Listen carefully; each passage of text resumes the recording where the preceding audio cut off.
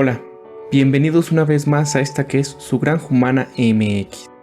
Este día voy a presentarles una breve reflexión, ¿no? Porque el día de ayer fui a ver esta película que es la de la Mujer Maravilla. Me pareció buena, se las recomiendo, es bastante palomera, no es un hitazo, pero ya tiene rato que no había visto una película de superhéroes que me hubiese entretenido de esta manera, ¿no?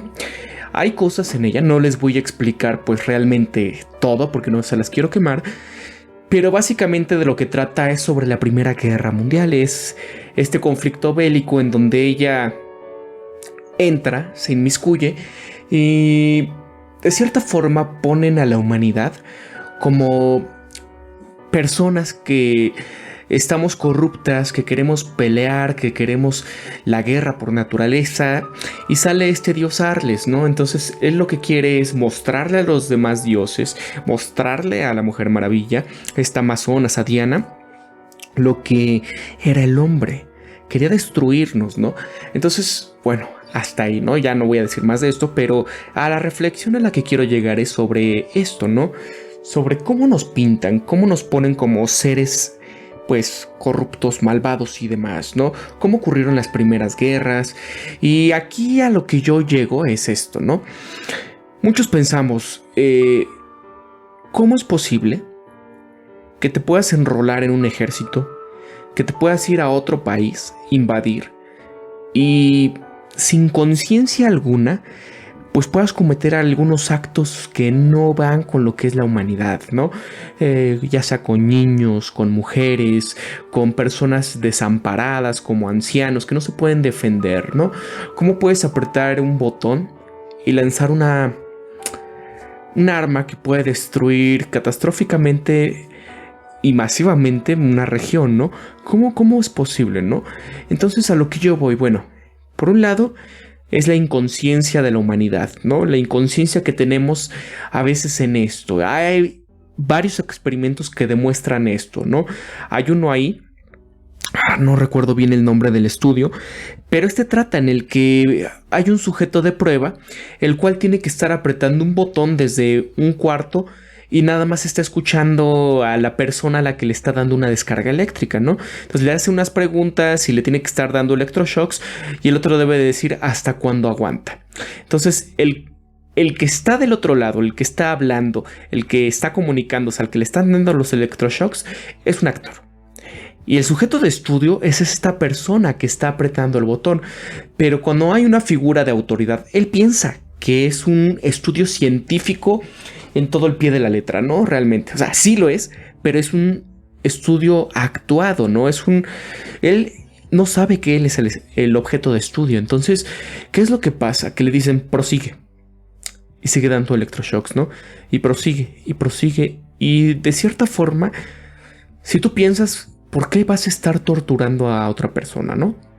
Pero cuando hay una figura de autoridad, cuando les dice, sigue, sigue, o sea, realmente de cierta forma pierden este sentido de ley, de orden, en el cual estamos inmiscuidos, porque tú dices, no debo matar, no debo de agredir. ¿Por qué? Tanto por valores morales que tenemos, este paradigma en el que vivimos se basa en reglas, ¿no? Si vives en una sociedad, hay reglas y normas que te dictan cómo seguirlas, tanto morales como ya establecidas por la misma sociedad, ¿no? Legales. Entonces, cuando la figura de autoridad le dice, hazlo, esta persona prosigue, porque esas barreras que él tenía, pues las elimina de cierta manera, ¿no? Entonces sigue y sigue y sigue. Y hay otro experimento también, hay de hecho dos películas, la original me parece que es alemana, se llama Das Experiment, y está muy buena, yo se la recomiendo mucho. La versión americana es con ¿cómo se llamaba este actor? Es un judío, ¿no? Que salió en la película del pianista, el principal. Él sale y se llama Das Experiment. Y esta película es lo mismo, no es nada más que la adaptación. Lo que trata esta película es sobre sujetos de estudio, Todos son contratados para meterse a una prisión. Entonces, cuando se meten a la prisión, va a haber dos grupos. Uno los carceleros y otro los que están dentro, los presos, ¿no? Entonces todos van divertidos, les dicen que deben de pasar ahí, me parece que era un mes, ¿no? Y todos dicen, pues de acuerdo, ¿no? Gente que no tenía trabajo, que necesitaba dinero o por alguna u otra situación, se meten ahí. Entonces cuando va pasando el tiempo, vemos cómo se empiezan a propasar los actores que son los celatarios, los que empiezan a tener un orden y todo. Y los que son los presos, pues como que empiezan a decir, oye, pero ¿por qué tengo que hacer estas tonterías que me estás dictando tú, no? Porque de cierta forma la figura de autoridad les daba algo, un poder, ¿no? A los celatarios. Les decían, a ver, haz tantas sentadillas, tengo que mantener el orden. Y empezaban a tomarse su papel de una manera muy, muy fuerte. Entonces, lo que empezó a suceder, el experimento se empezó a salir de control. Porque se tomaron tan en serio su papel los celatarios que empezó a haber problemas, ¿no? Empezó a ocurrir un fenómeno en el que algunos se empezaban a rebelar de cierta forma, pero los que estaban aquí de celatarios, empezó a haber algunos que estaban medio tocadiscos, tenían ciertos problemas mentales, pero empezaron a llevarlo a un extremo, empezaron a sentirse en verdad con poder. Había uno de estos que era introvertido, era así, pero cuando tuvo el poder, ¡pum!, se empezó a descontrolar, ¿no? Empezó a golpear mucho a aquellas personas que estaban tratando de, pues, rebelarse contra la autoridad, a estos actores, y empezaron a castigarlos hasta con golpes, ¿no? Fue una violencia física. Total que el experimento tuvo que acabar, finalizó en una semana por lo mismo, porque se salió de control. Y aquí lo que nos deja de conclusión ese experimento es cómo el vestir un uniforme te pone de cierto lado fuera del grueso de la población, ¿no? Te dice, ok, yo soy policía y yo soy la autoridad, yo soy diferente a ti. Es por eso que muchos de los policías, de los que son antimotines, que tienen cascos, que no se les ve la cara, pues pierden mucho más los sentidos de pertenencia con la sociedad y se enfrascan en el tomar el rol de la autoridad, se enfrascan en este papel, y por eso vemos que pueden golpear a mujeres, a niños en protestas y demás fechorías, ¿no? Incluso el ejército. ¿Cómo es posible a veces en países como en México que metan al ejército a las calles a defender supuestamente, y vemos que han hecho atrocidades, ¿no? Ya lo vimos en un evento de los 43. No voy a hablar de eso, pero ahí está, ¿no? Es un gran ejemplo de esto. ¿Cómo es que pierden ese sentido, esa humanidad? Y es por eso. Entonces, en la película a veces decimos, pues es que nosotros somos los malvados, pero no es tanto así. De cierta forma, los seres humanos seguimos siendo animales instintivos, y en la que nos queremos ser o hacer pasar como seres superiores, seres civilizados, pero esta civilidad nos las dan nuestras normas morales, ¿no? Nuestras normas para comportarnos. Y ahora, ¿qué pasa? Vamos a abandonar este lado un poco. Vamos a pasarnos del otro. ¿Quiénes son los que mueven los hilos, no? Porque de cierta forma uno a veces dice, es que es la gente malvada, ¿no? Pero también hay intereses, también hay personas que mueven a estas personas como si fueran peones. ¿Quién es capaz de mover un dedo, de poner una firma y decir, declaro la guerra en contra de? Pues son estos líderes, ¿no? Nacionales, son estas corporaciones que están detrás de esos líderes, son estas personas que financian este tipo de situaciones, ¿no? Ya lo hemos visto a lo largo de las guerras modernas, desde la primera, la segunda, la Guerra Fría y demás, ¿no? ¿Quiénes han financiado ambos lados de la guerra? Ahí lo tenemos, ¿no? ¿Quiénes son los grandes interesados? Por ejemplo, en la Primera Guerra Mundial, toda esta situación en donde una gran petrolera de Standard Oil que se apoderó de todas las demás pequeñitas que había de petróleo y que fue el gran consorcio mundial en su tiempo, ¿no? De los Rockefeller. ¿Quiénes son estos bancos Rothschild que se encargaron de prestar a ambos lados de la guerra, desde las etapas de las guerras napoleónicas y demás? ¿Quiénes son, no? A veces creemos que somos solamente nosotros como seres humanos, pero la culpa y las responsabilidades de estas cosas son quienes tejen y manejan la historia, quienes tejen y manejan al hombre, quienes tejen y manejan las economías, quienes tejen y manejan la producción de alimentos, quienes tejen y manejan las noticias, quienes tejen y manejan la religión, pues todo, ¿no? O sea, todos pensamos que solo son unos pocos, pero es todo un entramado de control, ¿no? Ya lo tratábamos en esto, ¿por qué ocurren estas adicciones al trabajo en los anteriores videoprogramas? Y muchos nos decían, es que estás describiendo tal cual lo que pasa aquí en Perú, estás hablando de Argentina, estás hablando de Chile, aquí en España también pasa. Y es un fenómeno mundial y ponte a pensar, ¿no? ¿Por qué habría de pasar esto? De mantener a la gente viviendo al día, ¿no? Porque a veces de país a país a veces dicen, ¿no? Es que se gana muchísimo aquí en Europa, ¿no? Pero también cómo se gasta, ¿no? A veces hay que ver los precios reales de la canasta básica y cómo te alcanza para vivir. Porque podemos decir en México, ¿no? Pues se gana poquito, pero si vemos en salarios reales, estamos en una media con el mundo, ¿no? Más o menos, con América Latina, con algunos países de Europa, Italia, España. No estamos tan similar, estamos un poco peor, pero no es tan diferente, ¿no? Quizás no tenemos ese problema de paro que hay, por ejemplo, en algunos países de Europa, como en España, pero porque hay una economía informal aquí, ¿no? Porque hay ciertas pues válvulas de escape por donde se permite que la gente siga generando un ingreso y no es tan restrictiva la economía, ¿no? Pero hay otros problemas, ¿no? Ahora, a lo que vamos es esto, ¿por qué nos tenemos así en el mundo, ¿no? ¿Por qué es esto? Porque es un método de control de masas, es un método para mantener a todos a raya, ¿no? El dinero, la emisión monetaria, el trabajo, el de llenarnos de distractores, ¿no? Para que la gente se mantenga distraída. Ya desde tiempos inmemoriales se tenían estos distractores. Por ejemplo, en la cultura los romanos, ¿no? Que tenían los coliseos para la lucha de todos estos gladiadores. En la época de aquí en México, el precolombino, ¿no? Los mexicas, los aztecas, tenían el juego de pelota, ¿no? Las guerras floridas y demás. Tenían que mantener a la población distraída, tenían que mantener a la población con la creencia en dioses, en fantasías y demás. Con esto no quiero decir que no exista algún dios, ¿no?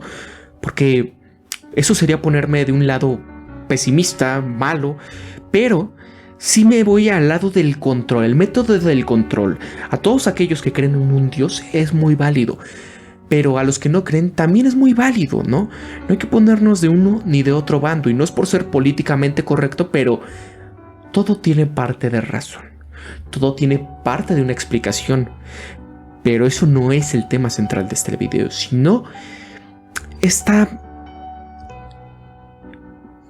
pues forma de control en todos, esta forma en la que nos ponen como los malos. Pero ¿quiénes son los malos de verdad? ¿Acaso un niño es culpable de la manera en la que crece y cómo se le educa para llegar a ser una persona mala? ¿Acaso una nación es culpable de haber cometido alguna atrocidad, un crimen en el pasado? ¿Acaso los miembros de algún partido político como los nacionalsocialistas tuvieron la culpa de haber cometido esas atrocidades? ¿Acaso el pueblo elegido actualmente tiene la culpa de pues cometer estas atrocidades contra un pueblo que ya sabemos en dónde se encuentra? ¿O son sus líderes? ¿O son los intereses? ¿Qué es, no? Es esto es lo que quiero llegar aquí. Pónganse en perspectiva. A veces antes de atacar a una nación, antes de atacar a un pueblo, antes de atacar a la humanidad entera, pónganse a pensar cuáles son las motivaciones de cierto conflicto. Y de estas motivaciones, ¿quiénes son los vencedores, los ganadores, los que lucran con estos conflictos? Vean las empresas que ganan millones. Vean, por ejemplo, cómo en el momento en el que Donald Trump ganó la Casa Blanca, las acciones de muchas empresas de armamento subieron. Vean cómo en el momento en el que Estados Unidos hizo su visita a Arabia Saudita, las acciones volvieron a aumentar. ¿Cómo es esto, no? Chistoso. ¿Cómo es que con las guerras, pues, se disparan las ganancias? ¿Cómo está este supuesto de que los grandes avances en la ciencia, en varias áreas científicas, ¿no? Tanto industriales como psicológicas, de medicina y demás, se mejoran, ¿no? Todo es por una búsqueda de estar adelante y a la cabeza del poder y el control. Y decimos, es que para avanzar, para que se acabe pues esta inflación, este momento de quiebra de la economía, necesitamos este conflicto. Dense cuenta cómo está podrido nuestro sistema económico, cómo está podrida nuestro sistema social y todo. Y no lo queremos ver, ¿no? Siempre sale por ahí algún gobernante carismático y demás y que dice que va a cambiar, pero si no se cambian las bases, ¿qué puede cambiar del sistema? Es fácil decirnos a todos que se está cambiando, que se va a mejorar, que si votas a por tal todo va a mejorar, o en la esperanza de algún mesías, algún gobernante y demás, ¿no? Todos pensamos y vivimos creyendo esto, pero en verdad las bases de todo lo que ocurre ya las hemos tratado en este canal. Los que controlan el dinero, la emisión monetaria, tienen mucho que ver. Los que controlan la producción de alimentos tienen mucho que ver. Los que controlan pues la fe y la creencia tienen mucho que ver. Los que controlan los medios del entretenimiento también. Los que controlan las noticias, los que controlan la creación de paradigmas, por ejemplo, aquellos que ponen las tendencias mundiales sobre lo que se debe de creer, qué política correcta es la que se debe de seguir. Todo es un entramado, ¿no? Entonces, cuando vemos películas como esta, la de la Mujer Maravilla, vemos una Primera Guerra Mundial y pintan a los alemanes siempre como los eternos malvados y todo, pero nunca ponen quiénes los financiaron, quiénes fueron las empresas que se beneficiaron. No ven ese modo en que la revolución industrial estaba llevando al mundo a un cambio de modelo, a un nuevo orden mundial, un orden económico mundial nuevo, un nuevo paradigma en el que se tenían que poner polos nuevos de control, ¿no? Pero no se ve eso, siempre se pone al malvado, a Hitler, a demás personas que son los grandes tiranos, los grandes genocidas de la historia, ¿no? Pero no se ve a ver quién lo financió, quién lo apoyó, quién lo hizo crecer, es esto, ¿no? Y siempre se pone a la gente, ¿no? Siempre vemos a las eternas víctimas, a los eternos malvados y demás, ¿no? ¿Por qué? ¿Por qué siempre año con año salen estas películas de las eternas víctimas? ¿Con qué propósito? ¿Qué conflictos nuevos están esperando, no? Aunado a este videoprograma, yo creo que a ver si el sábado ya tengo este videoprograma. Es sobre algo que me llamó mucho la atención, ¿no? Es sobre este mapa del futuro de la Tierra, sobre cómo se va a inundar muchas partes de la Tierra y cómo se están, pues, pronosticando que va a estar ahora conformado el planeta. Cómo hay muchos ricos, súper ricos, que ya están comprando tierras en el futuro de lo que va a ser la Tierra. Cómo se está generando ahora esto de las nuevas energías renovables, la nueva revolución industrial. Vamos a poner todo eso en un videoprograma. Quizás se vaya a llevar algunos 2 capítulos, a lo mucho 2 o 3, pero espero que lo vean, ¿no? ¿Tú qué me comentas sobre esta reflexión, esta pequeña reflexión que tuve hoy?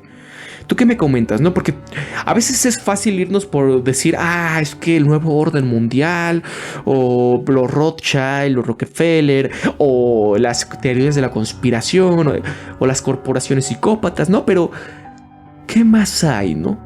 ¿Tú qué opinas de esto? Déjamelo aquí abajito en el área de comentarios y vamos a comentarlo, vamos a debatir sobre esto. Yo espero también pronto hacer algún un directo o alguien de ustedes que tenga algún canal de YouTube. Podemos hablar, podemos estar en directo y tratar algún tema, hacer un videoprograma. Ustedes sugiéranme incluso con quién les gustaría que me juntara en YouTube y hagamos un videoprograma en conjunto, ¿no? A mí me encantaría hacerlo con Pepe de la Ruta Verde. Es un youtuber genial, se lo recomiendo. Y bueno, vamos a dejarlo ya hasta aquí. Ustedes díganme sus recomendaciones. Si les gustó este videoprograma, pues déjenme un pulgar arriba, compárteme en tus redes sociales y suscríbete. No te olvides de darle clic en la campanita para recibir las notificaciones. Recuerda siempre pensar críticamente y ser tú mismo, porque esto es lo más importante. Este es el verdadero cambio, el no perder tu individualidad. Hasta luego, aquí desde tu Granja Humana MX, me despido. Hasta aquí.